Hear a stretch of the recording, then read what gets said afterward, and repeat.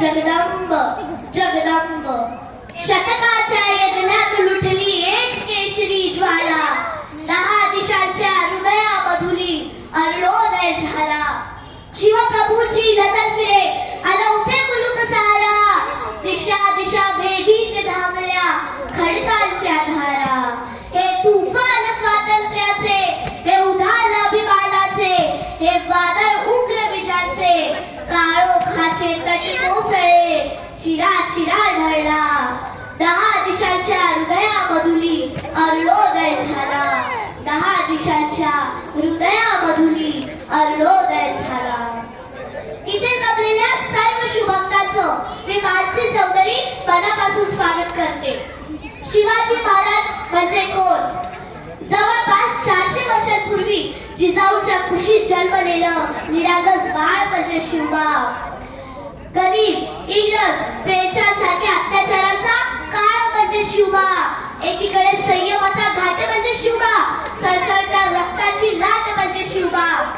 राजनीती युद्धनीती गरिबी कामा यांसारख्या कूटशास्त्राचा कळस म्हणजे शिवबा सामाजिकता धार्मिकता नैतिकता अशा विचारांची पवित्र तुळस म्हणजे शिवबा सर्व धर्म सहिष्णुतेचा अभिमान म्हणजे शिवबा रयतेसाठी जीवाचं रान म्हणजे शिवबा कर्तनकारी मराठ्यांना आलेली जाग म्हणजे शिवबा त्या अफजल खानाची शिकार करणारा वाघ म्हणजे शिवबा झोपलेल्या शैल्य जनतेला झळझळीत चपराक म्हणजे शिवबा या महाराष्ट्रातलं माणुसकी मोजल्याचं बाप म्हणजे शिवबा तुमचा माझा या अख्ख्या महाराष्ट्राचा बाप म्हणजे शिवबा तुमचा माझा या अख्ख्या महाराष्ट्राचा बाप म्हणजे शिवबा आजकाल असं म्हणतात की जिथं बसतात टेकवावं अशा नमस्काराच्या जागा हल्ली खूप कमी होत चालल्या आहेत पण जे लाव ऐकतात हे बसतात नतमस्तक झाल्याशिवाय राहत नाही असा तो एकमेव जाणता राजा म्हणजे शिवछत्रपती महाराष्ट्राचा जो इतिहास लिहिला तो कोणी आईला गायला नव्हे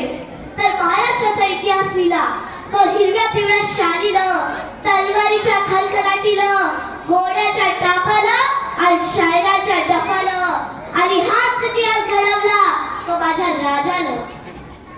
ज्याच्या भक्तीला जोड नाही शौर्याला तोड नाही जो अथांग आहे सागरा समान ज्याचा छत्र म्हणजे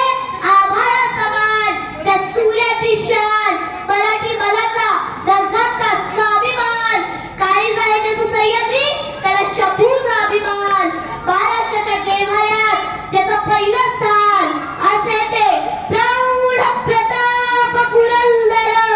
क्षत्रिय कुलावतंस सिंहासनाधीश्वर महाराजाधिराज योगीराज श्रीमंत श्री श्री छत्रपती शिवाजी महाराजांना माझा मानाचा मुजरा मानाचा मुजरा मानाचा जगाच्या पाठीवर अनेक राजे होते पण यशवंत कीर्तिवंत सामर्थ्यवंत वरदवंत पुण्यवंत लिपीवंत आचारशील विचारशील धर्मशील दानशील सर्वज्ञपणे सुशील असा एकमेव जाणता राजा म्हणजे शिवछत्रपती शिवाजी महाराज दुःख अरे कापल्या जरी आमच्या नसा उधळण होईल भव्य रक्ताची आणि फाडली जरी आमची छाती तरी मूर्ती दिसेल शिवरायाची दुःख फक्त एवढंच वाटतं की अजूनही काही शैल्य जनतेला शिवाजी महाराज कळलेच नाही शिवाजी महाराज समजायला जितके सोपे तितकेच कठीण देखील आहे जर शिवाजी महाराजांना समजून घ्यायचे असतील तर आधी त्यांचे मावळे समजून घेतले पाहिजे म्हणून तर माझा राजा सांगायचा की माझ्या या महाराष्ट्रातला एक एक मावळा म्हणजे एक एक किल्ला आहे मावळा बरेल पण किल्ला झाला नाही अरे म्हणून तर मराठा म्हणजे वाघासारखी डरकाळी फोडणारा मराठा म्हणजे चित्त्यासारखा चपळ असणारा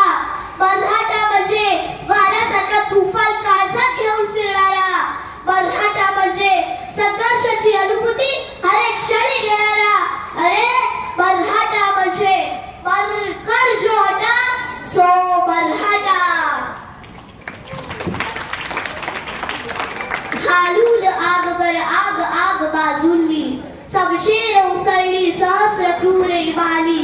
गर्दीत लोपले सात जीव ते भाली, खग सात जळाले अभिमानी वनव्यात, वेळात मराठे वीर दौडले सात, दगडांवर दिसतील अजून पेठल्या टाचा, ओढ्यात तरंगे अजून रंग रक्ताचा, क्षितिजावर उठतो अजून मेघ मातीचा, अध्याप विराळे कुळी वाऱ्यावर गात, वेळात मराठे वीर दौडले सात, वेळात मराठे वीर दौडले सात. ज्याला बाईतली ताई कळाली तो मुक्ताईचा ज्ञाना झाला, ज्याला बाईतली मैत्रीण कळाली तो राधेचा शाप झाला, ज्याला बाईतली पत्नी कळाली तो सीतेचा लाभ झाला, आणि ज्याला बाईतली आई कळाली तो जिजाऊचा शिवबा झाला, तो जिजाऊचा शिवबा झाला. आपल्या स्त्रियांची नाही तर शत्रूंच्या स्त्रियांची देखील अप्रूप वाचली पाहिजे असा वटहुकूम अखंड हिंदुस्थानात फक्त एकाच राजाने काढला, आणि तो म्हणजे शिवछत्रपती. शाहिस्ते खानाची जेव्हा बोट छाटली तो सैन्यावर धावत होता, आणि त्याच वेळी त्याची बहीण त्याच्या जवळ आली आणि म्हणाली, हुजूर गजब हो गया, हुजूर गजब हो गया, वह लड़ाकू सिपा मेरी छोटी बेटी को उठाकर ले गया. त्यावेळी शाहिस्ते खान त्याच्या बहिणीला म्हणाला, चुप कर पगली, पगली चुप कर, यह सिपा किसी की उंगली काट सकता है, यह सिपा किसी की गर्दन मार सकता है, पर यह सिपा किसी भी औरत या लड़की पर हाथ नहीं डाल सकता. शत्रूला सुद्धा छत्रपतींच्या विचाराचा केवढा आकर्षण आणि छत्रपतींच्या विचाराचा आदर केवढा आहे. अहो तो औरंगजेब, त्याचा एक स्वागत आला आहे, तो त्याच्या पुत्राला काय सांगतोय, तो म्हणतोय, क्यों फतेह हासिल होगी उस शिवाजी को, हमारी तेरा फौज, बारूद, तोपखाना, खजाना, हाथी, घोड़े, उस शिवाजी के पास तो कुछ भी नहीं, उसे फिर भी फतेह हासिल होती है. क्यों? ये जानते हो तुम शहजादे,